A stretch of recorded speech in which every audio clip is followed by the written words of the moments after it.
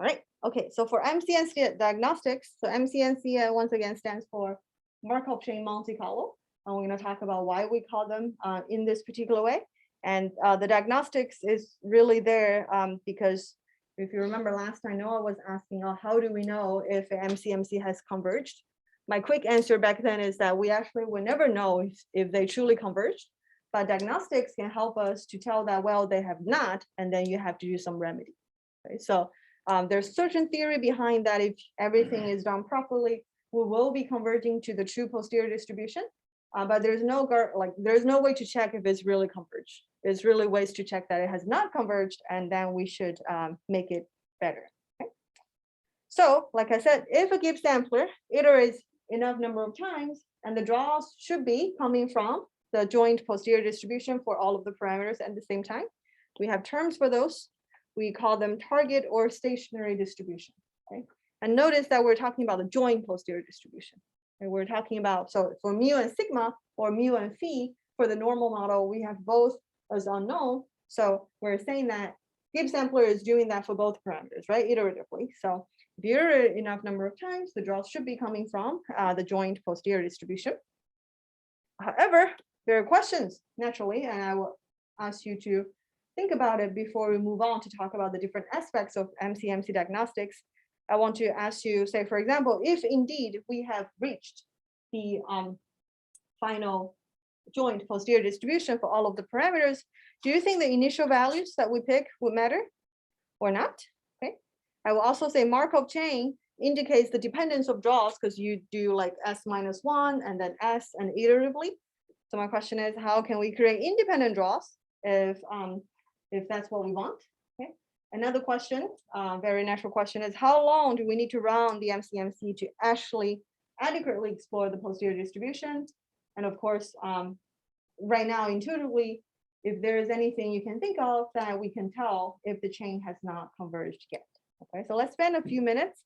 Like I said, we have seen some of the coding and all that, and maybe intuitively think about if we are trying to reach a stationary or target distribution in the end, what are the 4 questions, like some answers to them, or you have some new questions that you think is necessary to discuss as well. So let's spend a couple of minutes, and I'll bring people back from breakout room as well when in 2 minutes time. All right, let's talk about those questions. And then there is a question in the chat about installing the package. So I'm not sure if everybody tried, but maybe towards the end, we can talk about it as well. And of course, I'm happy to debug one by one. Any thoughts about any of the proposed questions here? Yes, Noah? I was thinking about the first one. Yeah. I think they probably don't matter, but I was wondering if maybe if you had like a complex enough distribution, you could end up in like a local minimum based on which initial value you choose. Yeah, indeed. So first of all, I think the intuition is right. If indeed we have reached the actual true joint posterior distribution, then the initial values that we use for any of the parameters shouldn't matter, because no matter where you start, you're hoping to go to the same place. Okay. But yes, practically, and that's why we're doing diagnostics in the first place, is that yes, sometimes maybe you get stuck in the local, I wouldn't say minimum, but like it's a local area that it will be very hard to jump out. Okay. So it could happen, and that's why, and I would say that it's useful. So if you remember earlier for the Jack syntax, we have how many different chains you want to run. A lot of times, if you're running a complicated model, we recommend you to start multiple chains at different starting values, and then to see after enough number of iterations, that's another thing we're going to talk about, to see if they are all going to arrive at a similar place. Okay. All right. Any other comments or questions about the other parts of these proposed questions at this point? Other than initial values, anybody have any guess of how long usually we should have run the MCMC? Earlier, I gave you the examples of 5,000, right? For that particular, and I would say the normal model with both mean and standard deviation unknown is probably one of the simplest Gibbs sampler out there. Okay, and it usually wouldn't get stuck. It's pretty efficient, and I will show you why looking at the output later as well. But there's, I would say, like probably no rule of thumb in particular of how many you should run is really like you start with certain number and check if you think it's no issue with convergence. If you do, then one of the most commonly used strategy is to run it longer. Okay. All right, so let's talk about it, I guess, one by one. And before we move on, I guess one last comment about this number 2. I don't know if you get the chance to talk about it. So I said that Markov chain indicates dependence of draws because we're relying on the previous draw to the current draw relies on the previous draws and all that. And then we have this question, how to create independent parameter draws? You will see that that's actually a goal when we're doing posterior summary. So let me refresh our memory a little bit. If you remember in the beta binomial as well as the normal example that we have done in the previous 2 chapters, remember we say that for those cases, because they're conjugate, we actually know the analytic or exact solution, right, of the, say, the mean or the standard deviation of the posterior distribution. But instead of doing that, you can also use the R beta or the R norm, right, to generate a large number of draws and then try to summarize that way. So there's a hidden assumption over there, and that is actually the basis of multi-column simulation, is that whenever we're trying to generate a large number of draws and use that to approximate the exact solution, we need independent draws. So here, this is why we care about, well, we have this Markov chain feature because of the Gibbs sampler, the nature of the Gibbs sampler, and then we need to try to make sure that from those dependent draws, we get independent draws in the end. Okay, so we're going to talk about how to do that as we go through the diagnostics part. Okay. So the first strategy people use is what we call burn-in. Okay, and you probably remember in the JAX code, there's one input that we can use called burn-in. And what this does is really we don't want to have any kind of draws that we have not achieved convergence to affect the posterior summary. Okay, so what this do is we really just discard maybe the first 50%, first 20%, first 80% if the model is really complicated. That's the amount of draws that you want to throw away at the beginning. So that's the burning. And like I said, you can choose how many you want. And we're going to look at the code one more time using JAX again. If you remember there, I think we have the number of chains, and then sample is the number of draws in the end that you're going to get. And there is this burning option that you can indicate how many draws you want to toss out at the beginning. Okay. So it is, anyway, trying to throw away draws before convergence.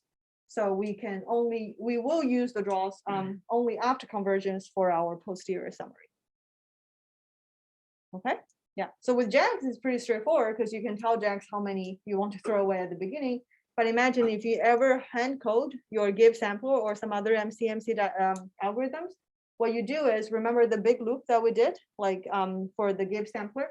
And what you do is you still save all of the iterations, but then you have to do some post-processing. Okay, like let's just say I have run it for 10,000 times and I have a big matrix of 10,000 iterations of my mu and phi. And if I want to do burning at that point, I kind of have to deal with the large matrix in the end because you have to run it first and then decide which one to keep. And in that cases, you would just like throw away the first 50%, like 5,000 or something. Okay, but in JAX, it's kind of, well, it's built in the function. So as long as you tell JAX how many you want to burn in at the beginning, then that's what you won't get anyway. So make sense? Make sense? Okay. And I should say also visually, you can imagine that for one, let's just say for that mu parameter, let's just say I forgot what we have in the end for the posterior, like the converge, but let's just say it's going to converge, like this is the area roughly, that's how it's going to converge, and this is the index of the iterations that we do. So remember, we might start, I don't know, as something really low, right? So you might slowly trying to converge at that point, okay? Or maybe you start at a different starting point, like the initial value, okay? So this is what we mean by, well, we want to throw away the first, I don't know, certain percentage of the draws, so we don't have those beginning draws that will affect your posterior inference. Because for posterior inference, what do I want? I only want the ones that has converged. So anything before that, we want to throw them away. Okay, so that's a visualization, I guess, of why we want to do burn-in the first place. Okay, make sense? Make sense intuitively? Okay, sounds good. So that's that.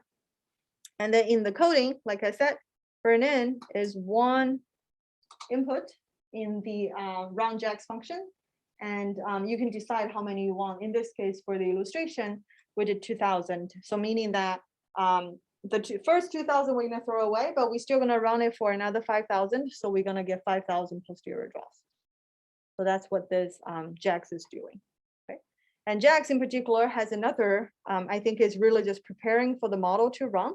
So they also have the adapt option, which I personally don't quite really understand why they need that, or like what would be the best value to use for this particular way, the drawn JAX function.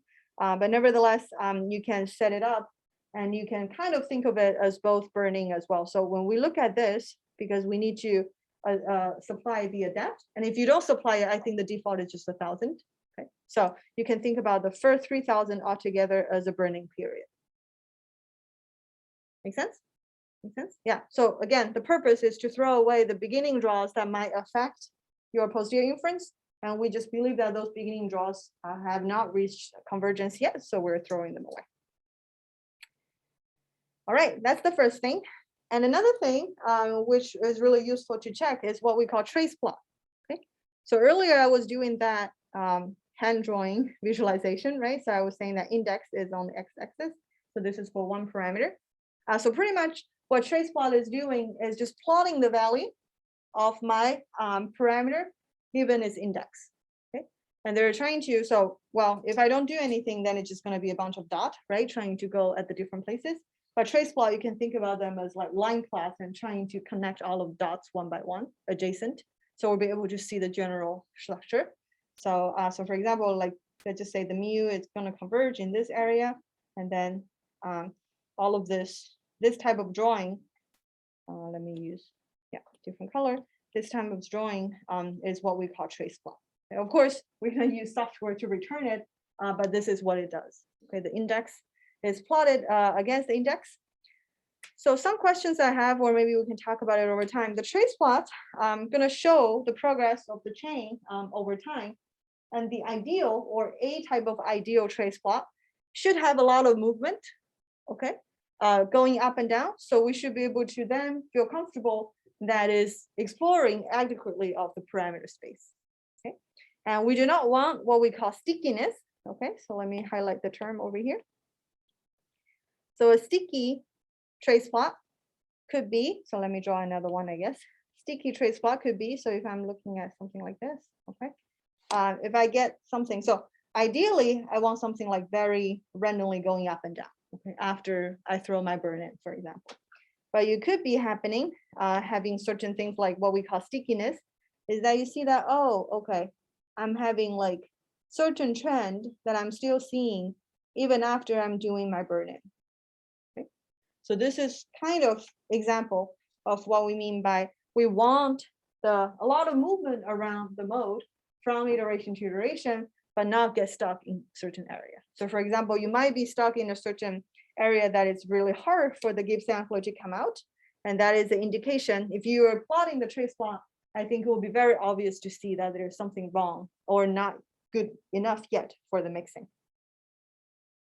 And if that happens, like I said, a very commonly used strategy is to run it longer. And that's always good because you might just get stuck for a while, and then hopefully eventually you're not gonna come out from the local area that you get stuck. So this is one of the tools. I mean, we're gonna introduce in addition to the Burnin, what you can do, but now the trace plot, we're gonna introduce a couple of more, and you should look at the MCMC diagnostic holistically, because like this is telling us certain feature of how it is mixing or not. Okay, so let me show you some examples. And this is a typical output.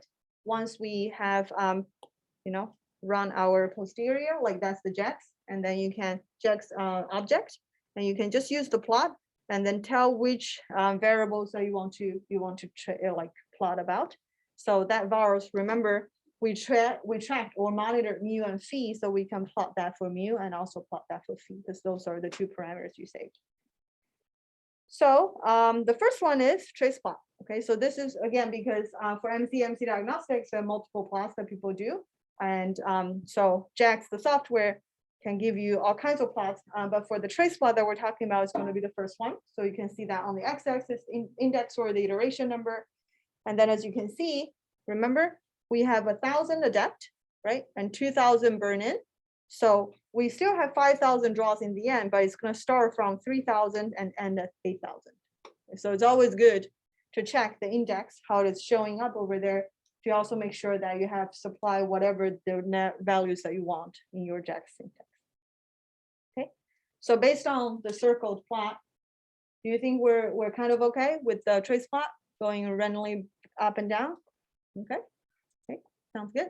Yeah, so if you're doing it by yourself, I mean, hand code those code at the end of the lecture slides. That also includes some other packages that you can use if you have your hand code Gibbs sampler trying to do this kind of diagnostics. And you can also do trace plot that way. Okay. All right, and you can see there are some other plots going on. One of them here is the histogram of the posterior distribution. Okay, and this is the empirical CDF. Okay, and next we're going to talk about this thing, which I think is hard to tell from the name at this point, but let me tell you what the last plot is about, and that's another really important diagnostic tool. What that is called is ACF. Okay?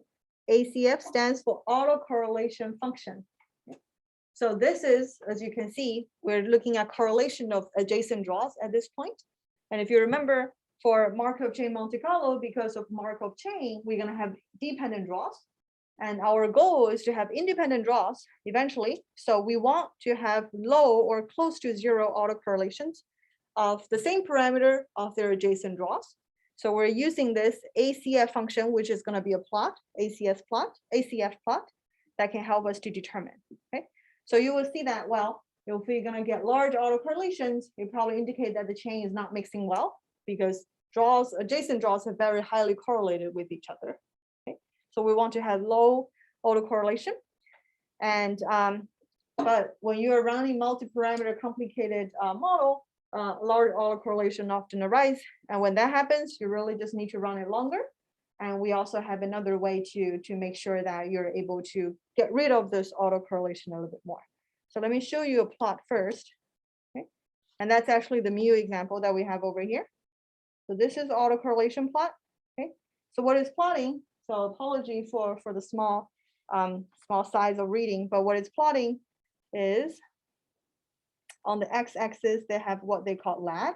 Okay, so if it's lag 0 is autocorrelation with yourself, which is 1. Okay, but usually they're gonna plot like I think lag 0 and then lag 5, as you can see in the x-axis, lag 10, etc., etc. So on the y-axis, it is the ACF itself.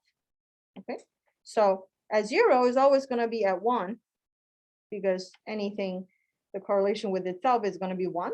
Okay, but then what we see over here is that it quickly dies down to something close to 0, meaning that we don't really have autocorrelation issue over here. But sometimes you might have like highly correlated adjacent draws. So what that will look like will be, okay, I still have a very high autocorrelation after lag 5. Okay, so that is S and S plus 5. Okay, and then I still have really high. So that will be a example of highly like too high ACF, and then you need to do something about the MCMC chain. Okay, so the example that we have over here is that it seems that it's fine, because even though we see a autocorrelation at 1 at the first lag 0, which is going to always be like that for any kind of MCMC that you have done. But even so, this is 5, right? This is 10. So even at lag 2, it dies down pretty much to 0. Okay? So that is indicating that, well, we don't really have too much, but problematic ones were like this, that even after, sometimes, I don't know, after 50, or I should say until 50, you finally start to see that the autocorrelation dies down close to 0. And then that is actually indicating something useful for you to deal with, how you can make the autocorrelation lower later. Okay, the general concept. The autocorrelation is looking at it's called auto because it's about one parameter itself, and we're just looking at adjacent draws. But at the end of the day, it's still a correlation. Okay. All right, so with that, I want to mention that, well, in addition to the autocorrelation, we also have this concept of effective sample size. Okay, So effective sample size, you can think of it as, well, I have run my MCMC for 5,000 iterations, okay? And yeah, 5,000 iterations, that's my MCMC. Okay? I want to know how much it is equivalent to Monte Carlo draws. So Monte Carlo draws, sorry, let me write it down, the full name, so we don't get confused with Markov chain. So Monte Carlo draws, as we know, they are independent draws, okay?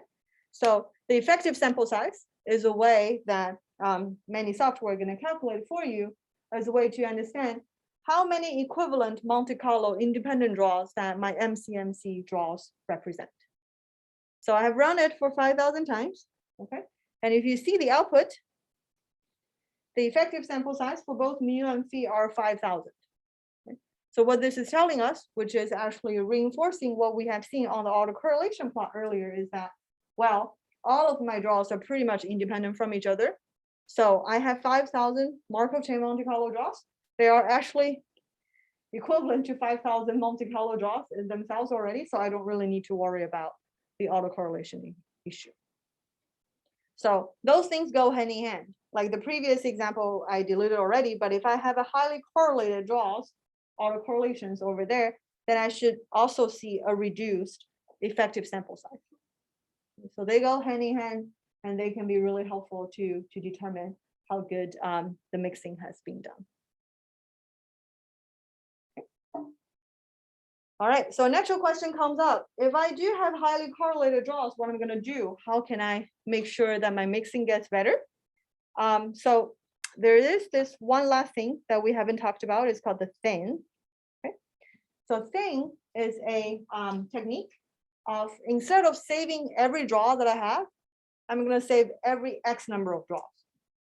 So if I think my draws, like the autocorrelation is still very high after 50 draws, that means, well, I should save every 50 draws instead of every draw that I have. Okay? So the thing is what we can tweak. If you see that, well, my autocorrelation plot as well as my effective sample size look pretty bad, and I think I need to do something else, and thing will be the thing that you're going to play with. Okay?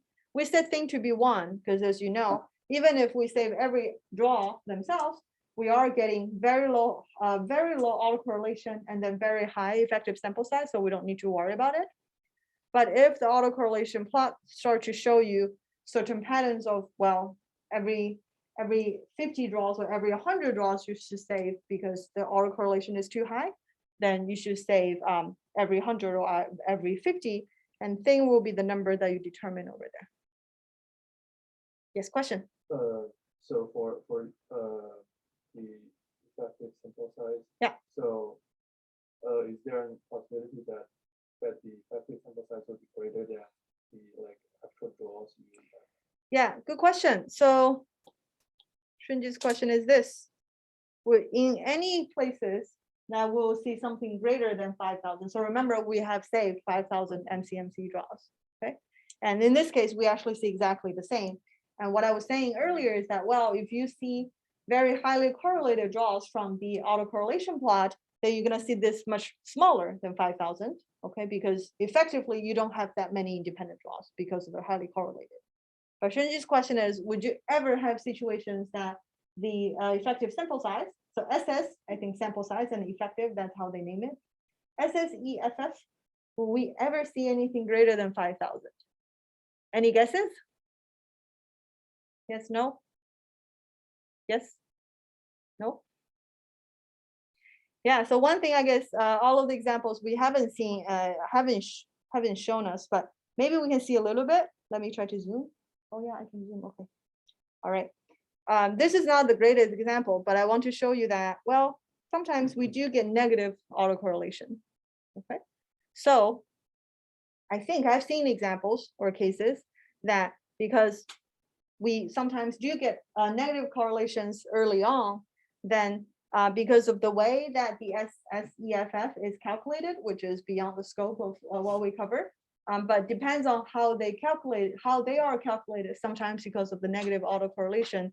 I have seen examples where the effective sample size is larger than 5,000, but that's probably not a good thing either, right? Because it's indicating negative correlation. Okay, for us, we want this to be high, of course, but then you should also, like, in addition to effective sample size, you should also look at the autocorrelation plot, like I said, because I think they evaluate different aspects, but you should use all of them. And of course, also the trace plot earlier as ways to evaluate whether the diagnostics are good.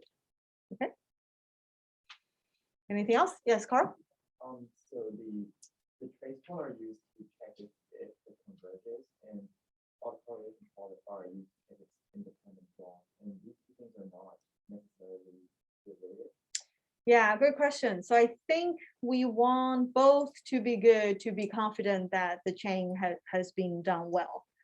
So for example, you're right. So trace plot can give us a quick visual check of whether we should, burning more at the beginning. Okay, that's one thing we could do, right? If you see something at the beginning that is not yet in the final convergence area, you probably determine to throw away more draws at the beginning. So that's what trace plot can be done for us. Trace plot, like when it's very sticky, I think it's also, so stickiness, if you remember, hand drawing is never good, but stickiness is something like this, like I said. So yes, a lot of times I think that indicates you should throw them away. But at the same time, you may also argue that the stickiness might also indicate high autocorrelation, because they're very, the next 20 is still very much, depending on the previous 20s and all that. So, but nevertheless, I would say trace plot is mostly used to check, I wouldn't say convergence, but like mixing, how well the mixing is, okay? And then autocorrelation plot, which is the bottom one down here, is helping us to check, making sure that we're getting independent draws. And then these two together, as well as the effective sample size and all of the other things together, determine whether we have passed the convergence check or not. Okay. So sometimes, a chain might look well on one or two of the measures, but not on the others. So it's very important to look at multiple at the same time, so you can have a holistic view of how things are being done. Anything else? Okay, all right. If not, let me see. I think maybe just a couple of other things. And these are just the plots that I got earlier. I think this is the one for phi. Overall, they seem fine as well. Like the autocorrelation plot also shows very little autocorrelation, which was manifested earlier by that 5,000 effective sample size. There's one more thing which you can use if you want. It's called the GalvanRubin diagnostics. So I won't tell you like too much of the detail itself, but the idea overall is saying that, remember, we can run multiple chains, okay? And it can help us to determine, like I said, well, if you start multiple chains at different starting values or initial values, you should hope to see that they all converge to the same parameter space area for the convergence. But there's more to when you run multiple chains. So the general idea is that, well, if I run more than one chain, m greater than 1, then I can actually check whether all of the chains are similar to each other. Okay? So the general idea is actually very similar to analysis of variance, ANOVA. Maybe some of you had experienced before, okay? So what this is doing is really, okay, I have one chain, I have all of my draws, I have another chain, maybe 3, 4, 5, I don't know how many, but I can check like between chain variance and within chain variance. And if they're within certain region, when I'm looking at the comparison, I should feel comfortable that, my chain has converged, or I should say all of my chains have converged. So this is a comparison, like I said, with within chain and between chain variances, which is very similar to ANOVA. And I just want to show you, well, a lot of the standard software also return that value for you, and then you're able to check that. So for example, one thing I didn't show, I guess, earlier is how to include initial values in the JAX syntax. So you can do that in this way. It looks a little bit complicated, but nevertheless, we have, let's just say, one chain starting at mu equals to 1, phi equals to 1, and then the chain starting at mu equals to 10 and phi equals to 10. Okay, so these are two set of starting values. And I'm setting it one to be inits 1, the other one inits 2. And then I will be able to pass them into part of my input. So this is the additional input that I was talking about. Okay, so here I'm running 2 chains. So I'm also setting n.chains to be 2. And then I'm also letting JAX know what are the initial values I'm using. Okay, so once I'm doing this, you could imagine that I'm running 2 chains. So if I'm trying to do trace plot, trying to do autocorrelation plot, it's start going to be about 2 chains. Okay. So first of all, let me show you that. So this is what the 2 chains are going to look like. I think is particularly obvious on the trace plot. Okay, now they're just like all mushed together, which probably is a good thing for us. I think the autocorrelation plot doesn't show, yeah, I don't know exactly, like they probably, it's just hard to show. Maybe they do some kind of like 1 or the average or something. But as you can see, if you're doing 2 chains, one thing obvious is that the trace plot is definitely showing 2. And if you're doing more than 2, they're just going to use all different colors, but it's going to be start to be hard to see. But nevertheless, then this is, if you run multiple chains, this is what you're going to get. And for that GalvanRubin diagnostics, it is actually what they call PSRF. So it's one of the output that you actually need to extract from the chains that you have run.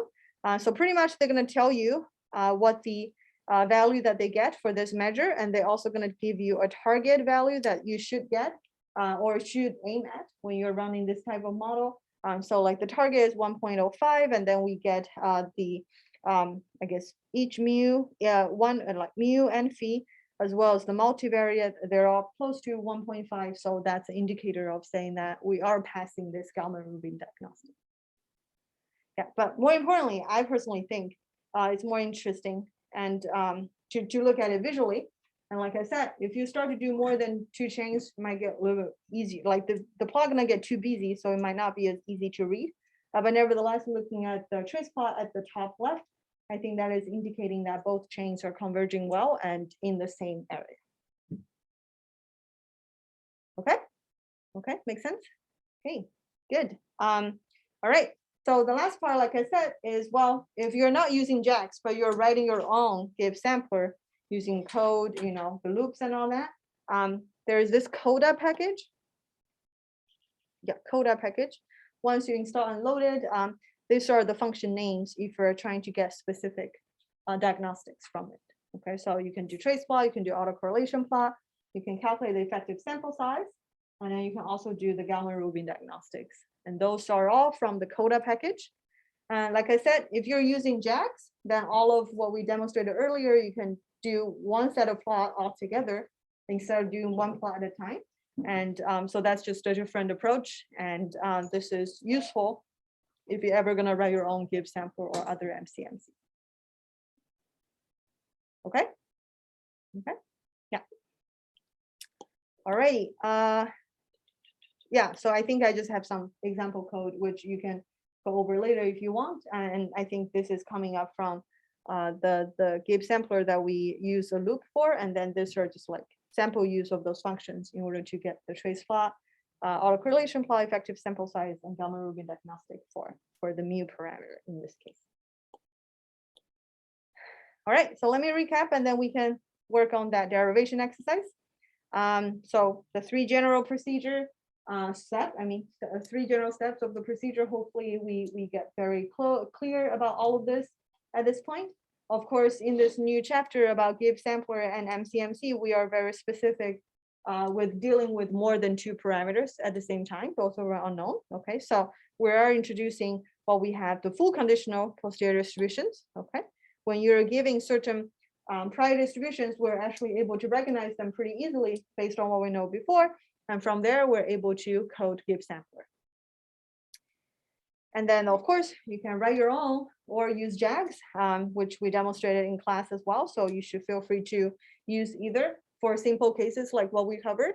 But later on, the next 2 and the last 2, I should say, the next and the last 2 topics of the class, one is hierarchical modeling, the other one is Bayesian regression. All of those are complicated models, like more than 2, or I don't know, a large number of parameters actually in those cases. So you would imagine that instead of writing out the MCMC by yourself, you might want to use JAX, which can be very powerful and efficient for the MCMC estimation.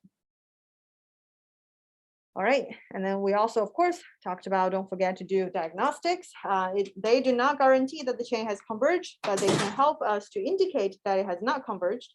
General solutions include you should run it longer, you should try to do thinning, and you can also standardize variables in those models before you actually run them. So that was like a different way of writing writing the model itself. Okay. Anything? Yes, Rachel.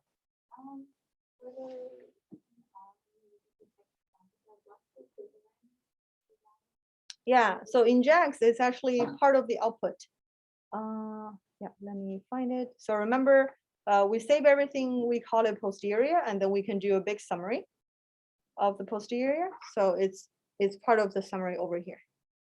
Yeah, so it is part of, so in fact, yeah, that will be the usual first output that I would do after I have run a MCMC from JAX, because I wanted to, because here you can look at the median, mean, standard deviation and all that, but they also give you the effective sample size directly.